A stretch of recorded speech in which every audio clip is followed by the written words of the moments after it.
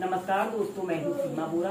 दोस्तों, आज हम आपको बताएंगे कि कुर्मासना को कैसे प्रैक्टिस किया जाता है और इसके क्या क्या हेल्थ बेनिफिट हैं। दोस्तों, कुर्मासना योग एक एडवांस पोज है। इस अभ्यास को करने के लिए हमारे शरीर में पर्याप्त फ्लेक्सिबिलिटी और स्ट्रेंथ का होना बहुत जरूरी है। इस अभ्यास को करने से आप अपनी दिन भर की थकान को चुटकियों में दूर कर सकते हैं। जब भी आपके शरीर में दर्द, थकान या सिर दर्द, माइग्रेन जैसी स्थिति उत्पन्न हो जाए तो आप इस अभ्यास को 5 से 10 मिनट प्रैक्टिस कर सकते हैं। आइए देखते हैं कि कुर्मासना योग को सबसे आसान तरीके से कैसे प्रैक्टिस किया जाता है। इस अभ्यास को करने के लिए सबसे पहले आप बटरफ्लाई पोज को प्रैक्टिस कीजिए। ऐसे ही स्टार पोज में आपने बैठ जाते हैं। अपने दोनों पैरों के तलवों को ऐसे आपस में मिला लेते हैं। अपने दोनों हाथों को ऐसे पंजों के पास ऐसे रख लेते हैं और अपने पैरों को ऐसे अप डाउन करते हैं। ऐसे ही सबसे पहले आप बटरफ्लाई पोज को प्रैक्टिस कीजिए। फिर इसके बाद आपने लंबी गहरी श्वास अंदर भरते हैं और श्वास छोड़ते हुए ऐसे अपने सिर को ऐसे जमीन पर स्पर्श करने की कोशिश करते हैं। अगर जितना आप कर सकते हैं अपने फ्लेक्सिबिलिटी के हिसाब से ही प्रैक्टिस कीजिए। अपने सिर को ऐसे जमीन पर स्पर्श करने की कोशिश कीजिए। 10 सेकंड होल्ड करके रखते हैं।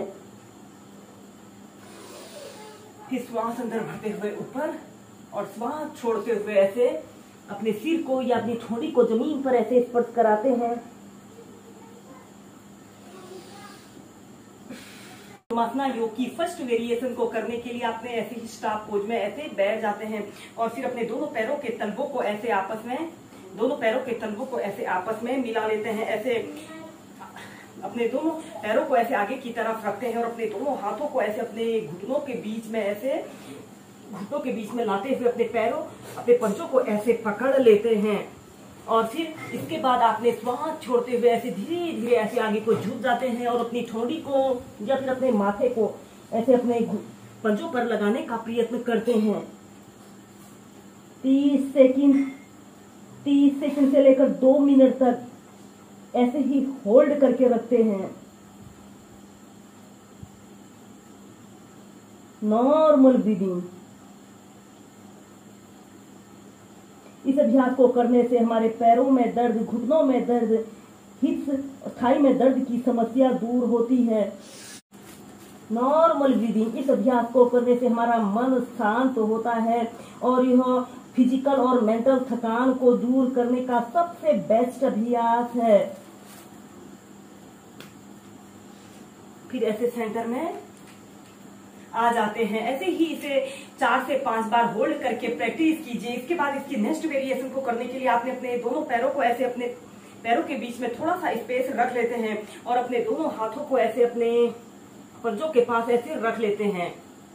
ऐसे अपने पंजों के पास रख लेते हैं और श्वास छोड़ते हुए ऐसे अपने माथे को ऐसे जमीन पर स्पर्श करने की कोशिश करते हैं।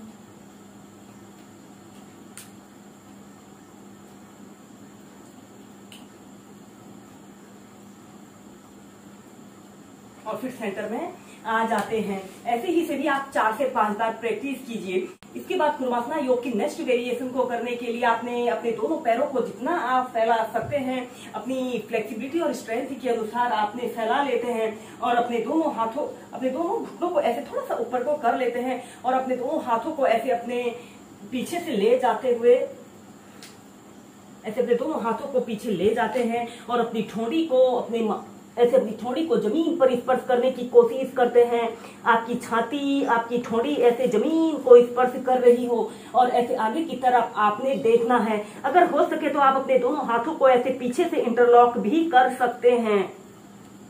30 सेकंड, 2 मिनट ऐसे ही होल्ड करके रखते हैं।